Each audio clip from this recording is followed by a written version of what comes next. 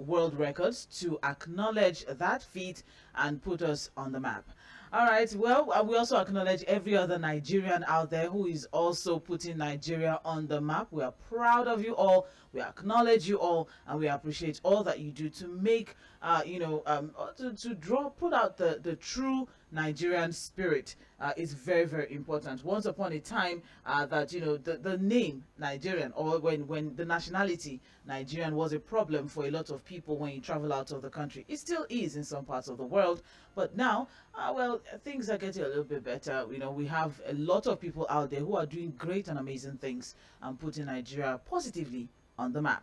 You are still listening to Mainland 98.3 FM. This is Trends in the Papers. And now we'll be starting with the Guardian newspaper. And just as I mentioned earlier, I won't be doing this alone. FUAD SAHEED will be joining in via the phone line to give analysis to our stories. Good morning, FUAD. Yeah, good morning, Sandra. How are you doing? I am well, thank you very much, FUAD. Quick question. If you were to do something non-stop for 96 hours, what would it be? Maybe talking. Someone asked that question yesterday, and I felt that was the only thing I think that I can do for that long. I'm sorry. Different conversations, of course, politics, finance, sports, whatever. Just bring it on. We'll see. We'll just to talk. Yes, we'll just keep going and going on and going on. All right. Maybe we should break some sort of records as regards 96 hours of a radio show. That would be something, don't you think? Or maybe a week. 1 week don't stop. It's you and Sage that. We're trying to break records. It's okay. Well, all right, but let's not talk too much about it before our idea goes to the wind, and then we are robbed. We are robbed of that privilege. Yes. All right, but then congratulations to Hilda Bassi. Yeah. Amazing one. She was supposed to go for 96 hours, but then she was like, the ginger was so much and all, and she went 100 hours. It was amazing. All right, let's see what the major trending story on the front page of The Guardian says. It says, uncertainty over $2.3 billion Siemens deal as grid collapses for the 99th time under President Buhari. 99 times. It's going to be that's a record on its own. I think it should be acknowledged as well. But then it could bring to the Guinness Book of Records. Yes, the amount of time a national grid collapses under an administration. Wonderful. It's an amazing thing. Let's celebrate everything. Our small wins are big wins. Now, but it's unfortunate, isn't it? Very, very. There are writers to that story on page 6. It says, power generation at less than 50% of 2019 budget. Stakeholders push decision on Siemens to Tinubu. So with less than 2 weeks to the end of this administration, the failure of the Nigeria-German electricity deal, which was supposed to be implemented by Siemens, came to fore again as the national grid collapsed yesterday, throwing the nation into darkness. So yesterday's failure marked the 99th time the grid would crash under Buhari's two-term administration.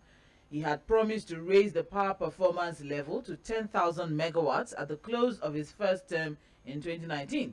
But 4 years after the end of the goalpost, performance is still kneecapped by poor transmission and other challenges to less than 50% of what he promised. So as we are now, the power fell to 221 megawatts for 221 megawatts. Remember, we had this conversation at Ghana, just 2 doors away, just the next 2 doors away from us, is already dispensing almost about 6,000 or so. Now the question I'm going to ask now is, stakeholders are pushing the decision on Siemens, what to do with the Nigeria-German deal on the incoming administration. What are your thoughts? Well, that's the most likely hope now that Nigerians have. Again, we don't have a complete information as to what exactly is going on with the Siemens deal. How far has the government gone? The whole arrangement is not even in the public space. What exactly was the deal supposed to do to our energy sector, to our power sector? The last time out, the former chief of staff to the president was almost in charge of that particular deal. Mm. And one wonders what the Minister of Power at that time was doing. The chief of staff was actually the one fully in charge of that deal. Now he died, and afterwards we've not really made so much progress as far as that deal is concerned. But again, I think for a lot of ideas that were brought to the table by this administration, I think major implementation has always been the problem. We're not really bereft of ideas. We have a lot of ideas on the table on how to resolve a lot of issues in the country. But when it comes to implementation, you'll find that this administration is always found wanting. And again, another thing that I think a lot of people have been able to identify the reason why at the implementation level this government seems not to be doing well is the issue of vested interest and intention to really do the right thing. Being intentional about really pushing through some of these policies. It's one thing to put a policy on the table. It's another thing to be intentional about seeing through the policy itself. I think on those two levels, when it comes to the willingness to do the right thing and the issue of vested interest, those two issues have messed up a lot of policies of this administration, and we can only hope that the incoming government takes a different path and ensure that we resolve a lot of these issues. These issues are resolvable. I agree. They are not rocket science. They are things we can fix, but we have to be deliberate about them. Thank you very much. And just as FUAD had mentioned earlier, the cement deal was launched in 2020 under the Presidential Power Initiative and was, meant or was supposed to increase Nigeria's electricity generation to 25,000 megawatts in 6 years. And with a lot of back and forth, and also the fact that the agreement was meant to save Nigeria over $1 billion yearly. As it is now, the promises have been below previous projections, and they never really improved the grid performance. That's what the report is saying. The Siemens power deal, though was promising, I'm reading the report now, though was promising, but the reality is obvious to everyone.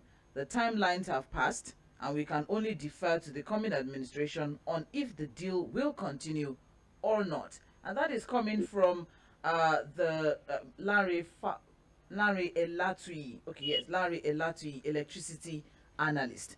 All right, and the more details you can get on page 6 of the Guardian newspaper.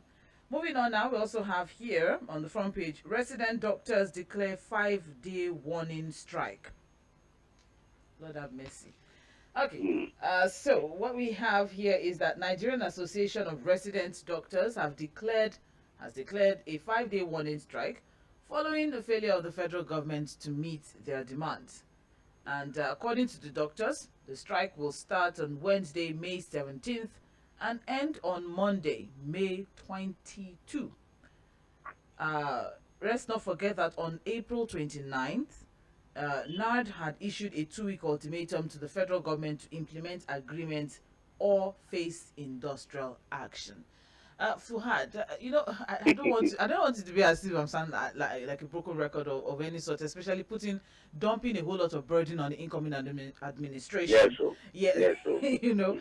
But then why do we, have to wait until people are pushed to the brink of, industrial action before things are being done in the country? You mentioned something earlier as regards implementation. That seems to be the problem. There's a lot of agreements with a lot of agencies, with a lot of associations and unions, but implementing these agreements is always the problem.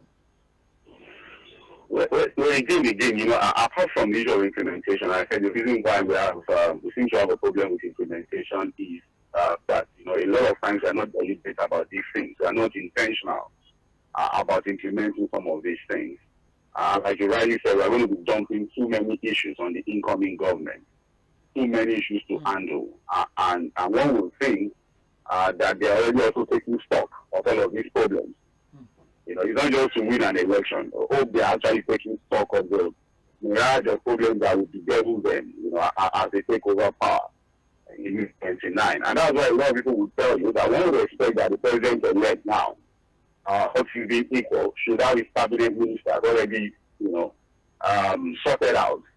I don't think the government will have the luxury of time to wait for 6 months to put his government together because there's a lot like this to people attention.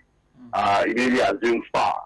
So one of them again, I think the same doctors are probably just sending a message to the incoming government, really, because the reality is that I'm sure they are not expecting to get anything from an outgoing government.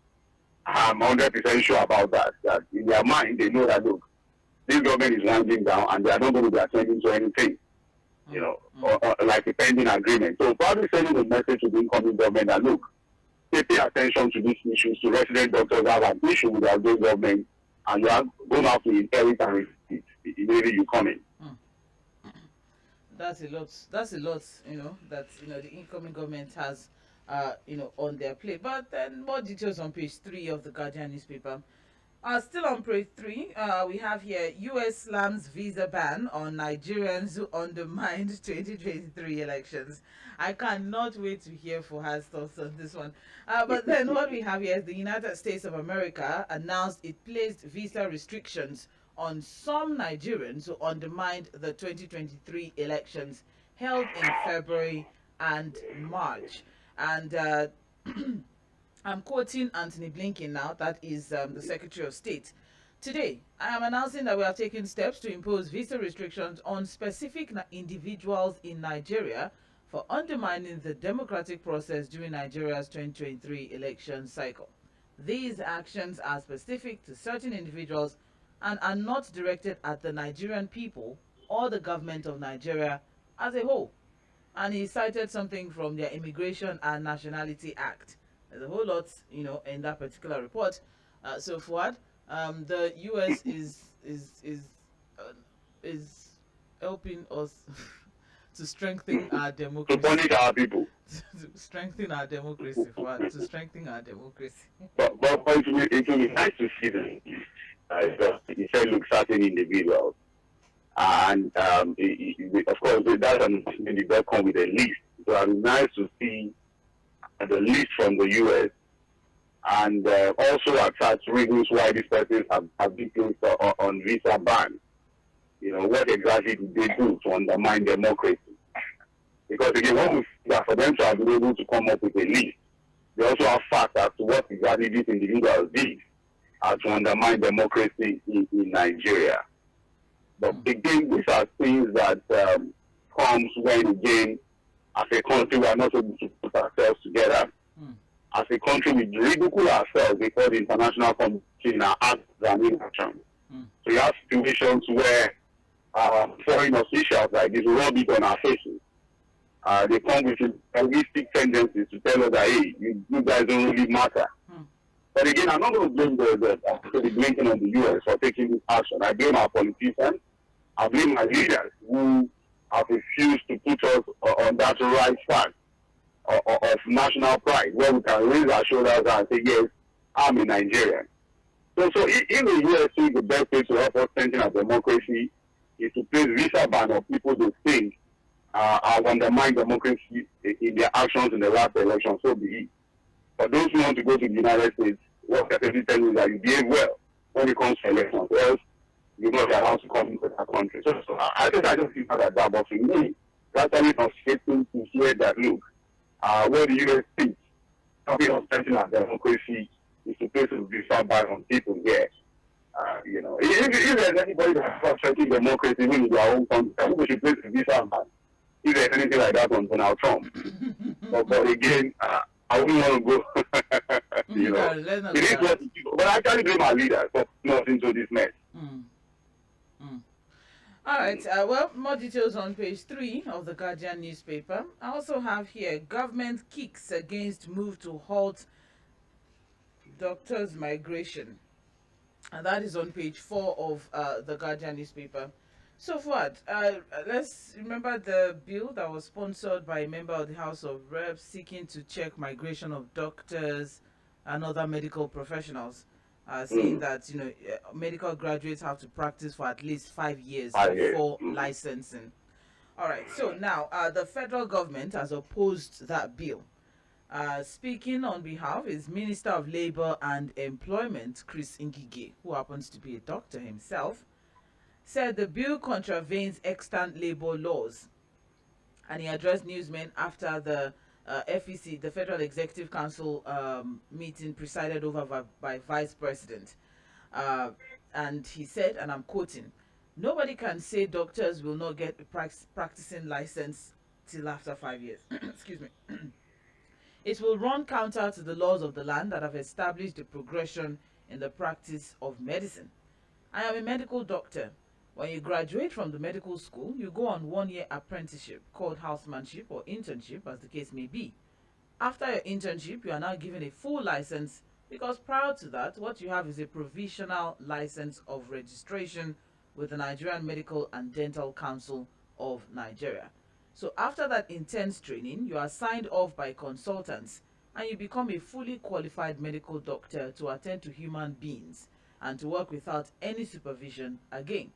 Supervision then is voluntary. Resident doctors are those who have that full license and they want to acquire postgraduate specialty like surgeon, gynecology, obstetrics, pediatrics, and internal medicine. So they are doctors in training. So the bill before the National Assembly cannot stop anybody from getting a full license. That bill is a private member bill." End of quote. So, FUAD, with this, I think we should just we just an update, and I think for all of its worth, I think we just the bill itself it did not come as a product of good thinking, because again it's just like trying to scratch the surface. You know, what we're supposed to do, we're not even focusing on it. I think we should create a system where it becomes less attractive for our doctors who want to leave the country. That should be our aim as a nation. We should create a system where you train these doctors, they want to stay back home and work here. That's what we should be aiming at as a government, not to be thinking of, oh, we don't want them to leave. These guys are leaving because the system here does not even encourage for professional practice the way it should be done. Apart from the fact that, of course, they are looking at the pay and all of that. I spoke with a professor of medicine who told me that, look, yes, these guys go out because they need the money. But even the way they are treated there, it's not as if it's even anything to write home about. Because, again, they are made to really work their ass out for the amount of money they are being paid. But the reality is that, look, in comparison to what we have here, it's far, far better, no matter what we say about how they are treated over there. So we should create a system where it becomes unattractive for them to even want to leave the country. They want to stay back here and start their motherland. In fact, the professor of medicine told me that, look, when he graduated in the early 80s, that, look, he studied outside of the country, but they were always eager to come back to the country to come and work here. He's somebody that studied medicine outside of the country, but that at that time people were more eager. They were always eager to come back to the country and work here. So it is what it is, but I think we shouldn't waste time on that story. I know that bill is dead on arrival, although it has passed the second reading, but I know it's not going to fly eventually. Oh well, that's okay. Well, especially now that there seems to be some sort of resistance from, the federal government. But there are more details on page 4 of the Guardian newspaper. I also have here, Buhari leaves inflation at highest in 17 years. Okay. So many records that this administration is just, is breaking so many records. It's a very interesting one. And I think the papers are doing a performance review. If you look at most of the reports here, so. Yeah, exactly. Especially as we're edging closer and closer to. It's just next week. The end of the administration, yeah. It's just next week. Up our week. Yes. So it's a performance review, most of the headlines. All right, so what we have here is that the president will be leaving behind an inflation rate of 22.22%. And that will be the highest in 17 years, which is well over double of the level he met in 2015. And this is coming from the National Bureau of Statistics, and they released the last consumer price index, that CPI, in the life of the current administration, shows the headline inflation of 22%, whereas the highest inflation rate is often blamed on food and energy cost. Core inflation, which strips out volatile items including food, remains elevated at 20.14%. FUAD, let's not forget that sometime in 2015, when the president was, Yes, in April 2015, before the president assumed office, the inflation was reading at about 8.7. Mm. And down the line, till this very moment now, from 8.7, which the president met inflation rate, he'll be leaving behind an inflation rate of 22.22. And also the monetary policy rate, the MPR, is now 18%, which means that commercial loans are going for 28 to 33%. Mm-hmm. That is the state of the economy. Sorry, what percentage did you just mention now? Sorry. Sorry, the MPR is No, 18%. for emphasis, I want you to repeat it. Yes. The MPR, that's the monetary policy rate, is 18%. So it means That's that the official rate. that's the official rate. So what it means is that commercial loans will now be going for about 28 to 33%. A lot of records. Mm. Where in the world have you ever seen that kind of thing happen? How would anybody go for a commercial loan now? Just ask yourself, at almost 30% interest rate. You see that whoever is going for that loan already has it in mind that will never repay this loan. If you ever go into a commercial loan at almost 30%, I am 100% sure that that person applying for that loan has it in it or in the back of his mind that he's not going to repay that loan. So how do you want to repay 30% interest rate loan? How? Where? And the reality of any economy, like in a developing country like ours, is that there must be loans available for small-scale enterprises to thrive. Commercial loans at single digits, 5%, 6%, for small-scale businesses, access, build up their businesses, automatically it helps with employment, it helps to boost the economy. If you have a situation where loans are at almost 30%, then what kind of economy are you running? How does it not even make any sense? So I'm not surprised. I saw that data from the MBS yesterday, about 32.2% as far as inflation rate is concerned. And I think yesterday, myself and Sig discussed it. I said, look, the reality is that a single monetary policy cannot fight inflation. We said that several times. The idea of thinking with the interest rate, thinking is going to stem the tide of inflation in the country, does not just make any sense. And we see it. Because basically what we've been seeing majorly from the CBN is working on monetary policy, thinking it will solely solve the problem of inflation in the country. The reality is that, look, we need to roll up our sleeves, buckle our shoes, and do the hard work. What is the hard work, Sandra? We need to diversify our economy. Very, very important. We cannot solely rely on oil proceeds again. Unfortunately, even the oil proceeds, 50%, we can't even account for it. We need to fix the energy problem so that we can fire up our industries again. Fire small-scale businesses, solve our energy issues. We need to fix the issue of security, Sandra, so that people can go about their businesses safe and secure. Thank you very much. We need to Okay. oh my goodness. We need to fix our infrastructure issues too. Those are the real hard work that we need to do as a country to tackle the issue of inflation and get our economy back on track. It cannot be just monetary policy that you think will solve the problem. And that's why I say we need to roll up our sleeves, buckle our shoes, and do the hard work. Well, thank you very much for bringing in insecurity into the mix, FUAD, because I was just going to break inflation down for a lot of our listeners now, because it's important we have this conversation. I know some people are going to come up with, food inflation is a global situation, especially with the effects of the COVID-19, the Russia-Ukraine situation, and all of that. Yes, everybody say, it's a global thing. So why are we hampering on the fact that Nigeria has high inflation? But there's something we need to understand is Nigeria's case is Peculiar to Nigeria. It's peculiar due to the weak purchasing power of the naira and insecurity that has made forced farmers to abandon their farms. So if the farmers are not on their farms, there's no local production, meaning that there's going to be a lot of importation. If there's a lot of importation and there's a weak naira, now solve that. I just wanted to add to the security situation that you brought up. So it's a big deal for us. We just broken the current administration just broke another record. Aside from the electricity record, inflation record. The inflation record is also there. Wow. I'm waiting to see security records too. I'm sure that one will be crazy. These are great times.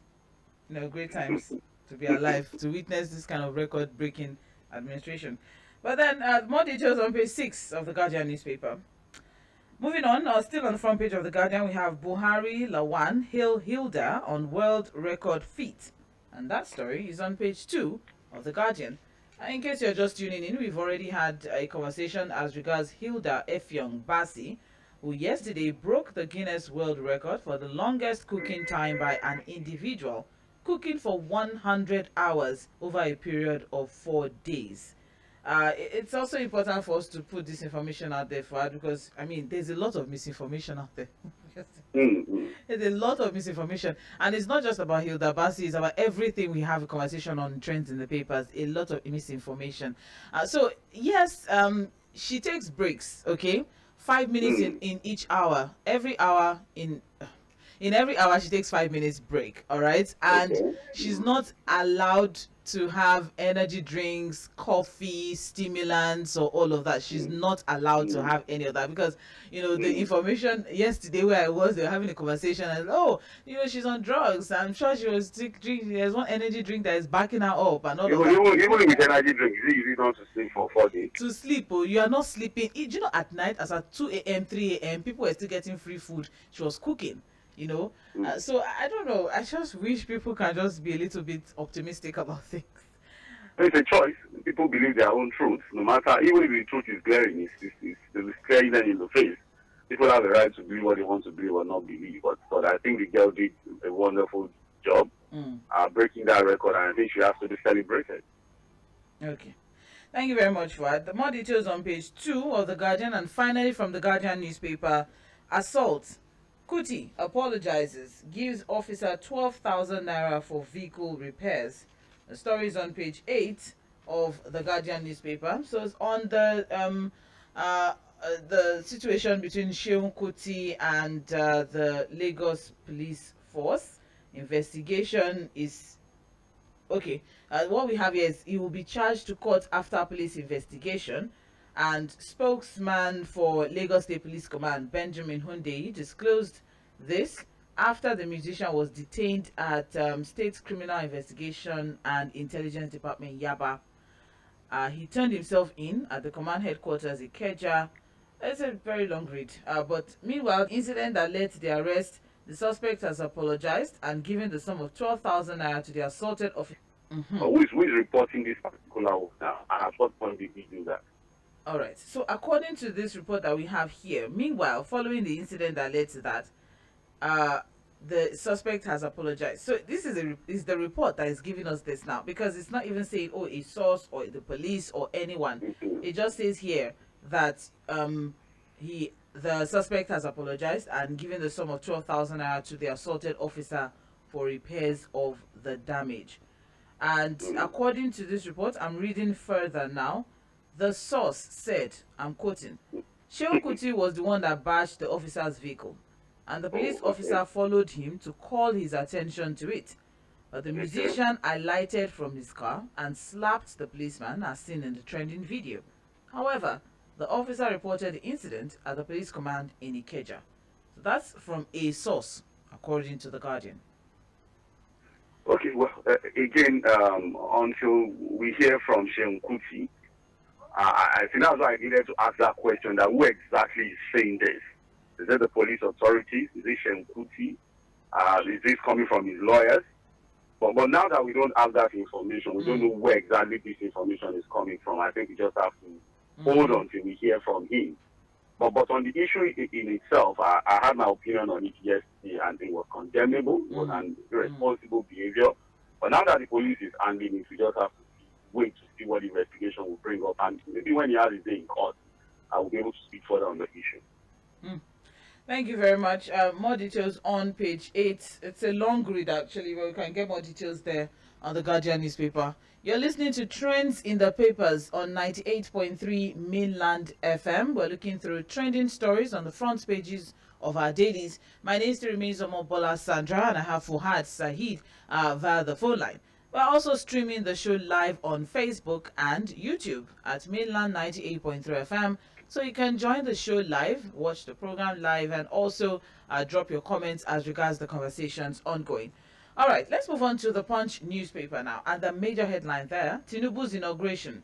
Military, IG warn troublemakers as court hears anti-handover case. There's anti-handover case now. The military and the Inspector General of Police, Usman Baba, read the Riot Act to individuals and groups opposed to the inauguration of the President-elect Bola Tinubu on May 29. So, the Director of Defense Information... Oh, okay. I think we'll have to reconnect with FUAD much later on. The Director of Defense Information, Brigadier General Tukuru Gusau, re-echoed the military warning to dissident groups that any threat to the transition program and by extension to democracy in the country would be crushed. And the Chief of Army Staff also had earlier threatened to crack down. That I think we had that conversation some days ago, sometime last week. And also asked if the military was ready to neutralize threats to the inauguration ceremony. He simply answered yes, adding that the preparation for the event was ongoing. Also, meanwhile, we also have Justice Ekwo has adjourned till May 18 to enable the plaintiffs in the suit seeking to stop Tinubu's inauguration as president to respond to the issues of locus and jurisdiction. The plaintiffs, Anyagbunam Ubaka Okoye, David Andova Adza, Jeffrey Ohelbo Uche, Osang Paul, and Chibike Nwachukwu, representing themselves and other residents and registered voters in the FCT, are seeking an order of court restraining the Chief Justice of Nigeria and any judicial officer or any authority or persons from swearing in any candidate in the February 25 presidential election as president or vice president. The plaintiffs are asking, let me put it that way, they are praying for a declaration that no candidate in the February 25th presidential election may validly be sworn in as president and commander-in-chief without such candidates having obtained 25% of votes cast in the FCT. They also want a declaration extending the tenure of the president, Muhammad Buhari, pending when a successor is determined in accordance with the Constitution. They're equally seeking a determination of Section 1342B of the Constitution in regard to any candidate in the February 25 presidential election who did not fulfill the requirements of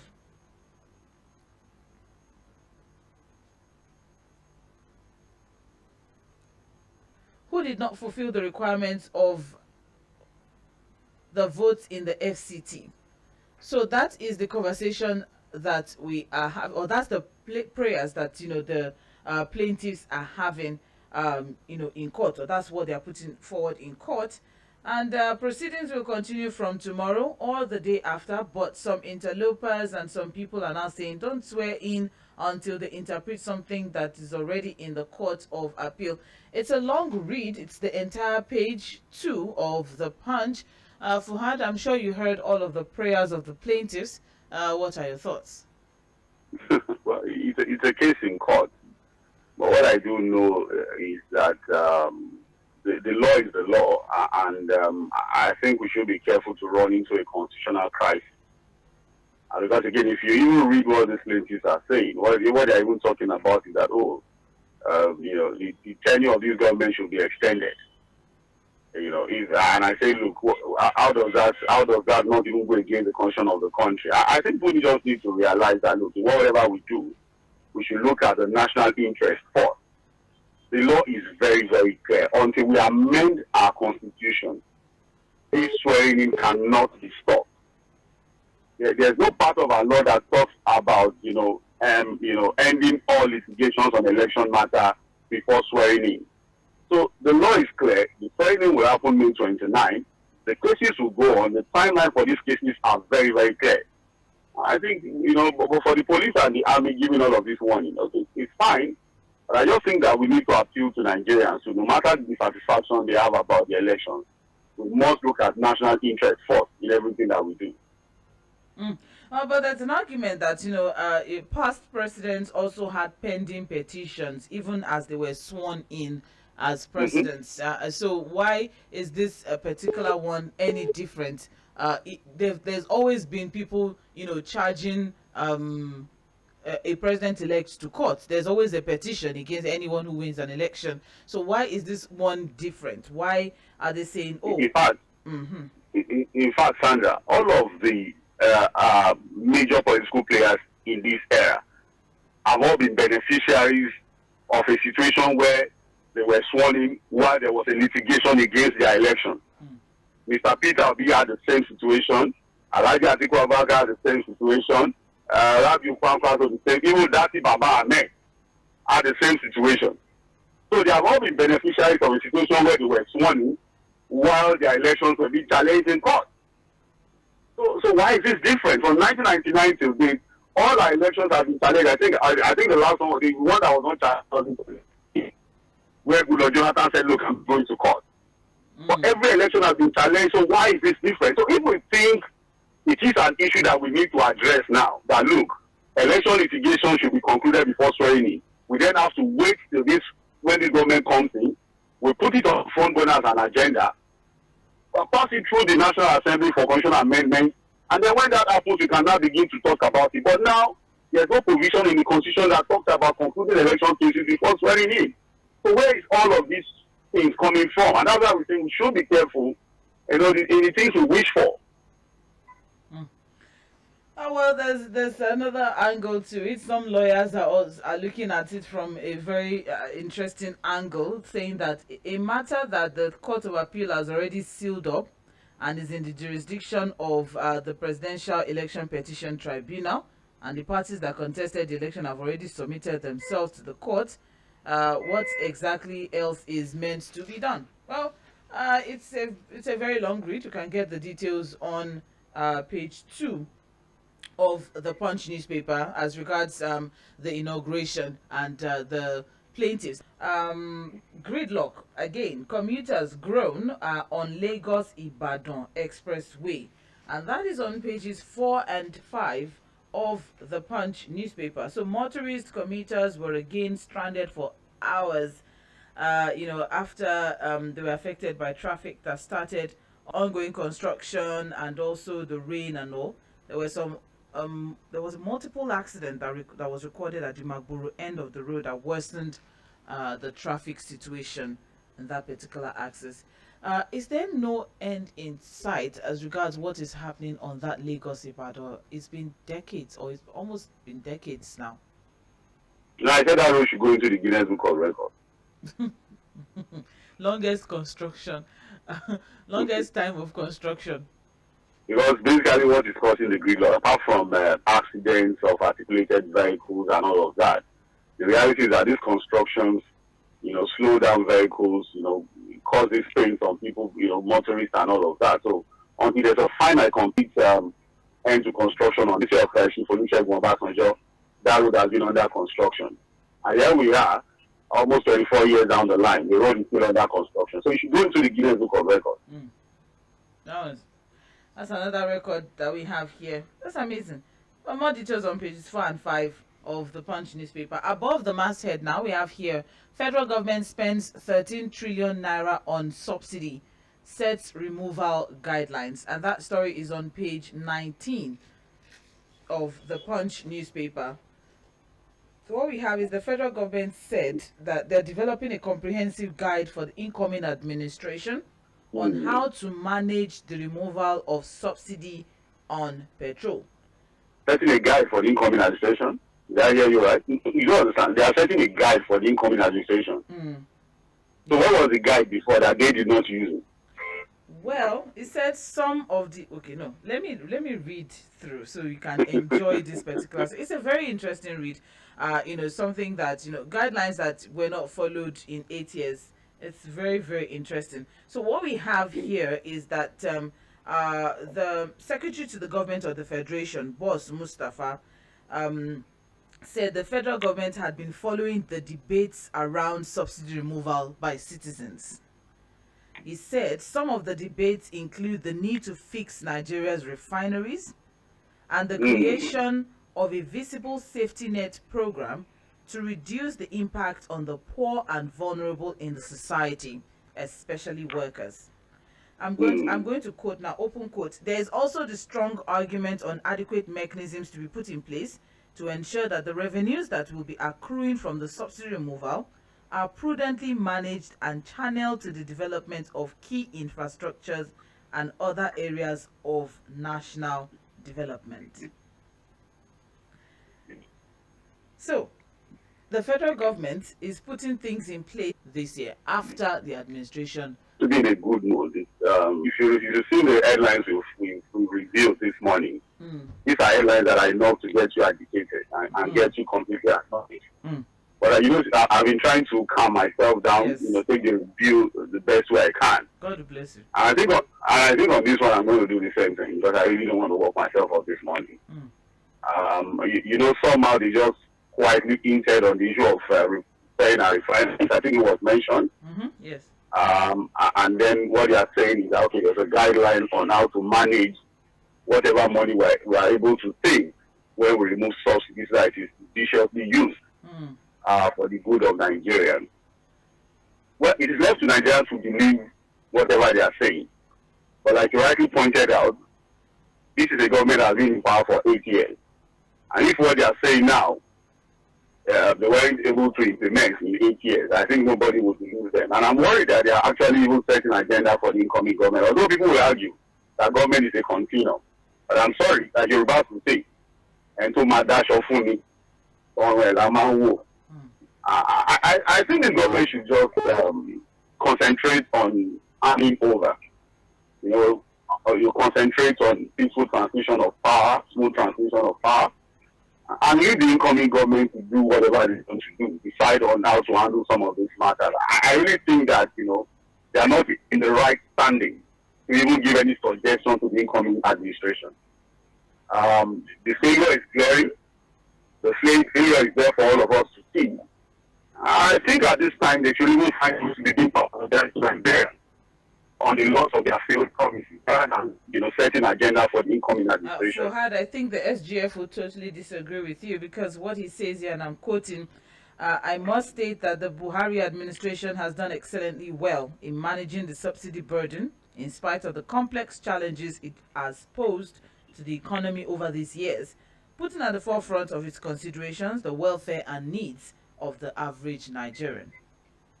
He has the right to believe what he wants to believe. I think Nigerians are not naive. The Nigerians take stock. We can do a review of the performance of this administration. And for me, my own opinion from what I've seen is the 8 years of failure. No better way to put it. Well, the National Public Relations Officer of IPMAN, that's Independent Petroleum Marketers Association of Nigeria, personal chief Ukadike Chinedu, said the incoming administration must be allowed to first sit with critical stakeholders to discuss how to manage the fuel subsidy regime. Do you agree? Yeah, of course, the incoming administration they have no choice. And that's why I said the last time Sorry, that means before considering any suggestions from the outgoing administration. I say again that they should not even sit down to consider any suggestion from the outgoing government. I'm sorry, it's just the reality of it. I think the incoming administration will have to sit with stakeholders, stakeholders in the industry, and look at the issue critically and come up with a working model, a model that can really work. And the first model would be, look, how do we create self-sufficiency when it comes to local refining of our crude oil? That should be the first agenda on the table. How do we fix our refineries? How do we ensure local consumption, self-sufficiency when it comes to PMS? How do we stop importation of refined fuel? That should be the first thing on the agenda. And that would naturally kill the idea of subsidy. That would just, it's a natural death to subsidy. If we're able to fix our refineries, solve our local refining capacity, it will naturally kill subsidy, and the debate about subsidy renewal or not will be off the table. Well, more details on page 19 of the Punch newspaper. The federal government has spent 13 trillion naira on subsidy in the past how many years, and also setting removal guidelines for the incoming administration. That's all from The Punch. Let's quickly run through what we have on Nigerian Tribune. We have very little time left on trends in the papers. The major headline, NAS presiding officers. I was wondering why, that has not come up, because that's very hot. That's a very hot topic right now. NAS presiding officers, North Central governors fault APC zoning template. Yari adamant as more senators pledge support. And the stories on pages 15 and 16. The conversation was quite a wild one. I couldn't, stay all the way through, but the conversation was quite a wild one yesterday on Political Roundtable. Still, as regards what will be or what will not be at the 10th National Assembly. But this headliner says North Central governors fault APC zoning template. One way or the other, North Central is not very visible on the. It's not visible at all. Not very visible. They didn't consider them at all. It's not okay. So, the story is on pages 15 and 16 of Nigerian Tribune. We also have here 228 buildings, 336 families affected by rainfall in Lagos, and that's coming from NEMA. The story is on page 27. Every year we have all of this data and all of this reports, but still no proactive measures in place. Stories on page 27. Suspected terrorist blows up self to evade arrest in Kaduna, also on page 27. Court bars NYSC from further disclaiming Enugu governor elect's certificate. Say it's not you, it's not you, it's not you. No, I've been trying to follow that particular story, and I think the courts should please help us. Okay. Because what is called this impact? Yes, I'm with you. Very few seconds, please. We're out of time. This interlocutory injunction, or what we call this temporary injunction to quickly stop things. This guy has an issue with NYSC certificate, and I think all we need to know was it issued by NYSC or not? But now the guy has gone to court to even tell NYSC to stop disclaiming the certificate he issued. Is that not funny? It's very, very funny. I agree with you totally. And now the court has banned NYSC from saying this certificate is now our own. That's a very interesting. It's not a very funny. You see that people are. When we take abuse of the judicial process. Well, the story is on page 16. This is just a governor. This is a governor elect, though. But the story is on page 16 of that. The question is, NYSC says it's not our own. The man went to court and said no, they cannot disclaim their own certificate. We're out of time. Very unfortunately, we're out of time. But this is another story that I think I just need to read out the headline on the front page of Nigerian Tribune. Okonjo-Iweala warns governors-elect against debt acquisition. And he said, somebody said that doesn't matter now. Don't meddle in affairs of your successors. People are warning outgoing governors. It's a very interesting story. I wish we could go deeper into it, but then the story is on page 4 of Nigerian Tribune. We'll take a short break now. We'll be back by 8:40 for Mainland Focus. This is Mainland 98.3 FM. Please stay tuned.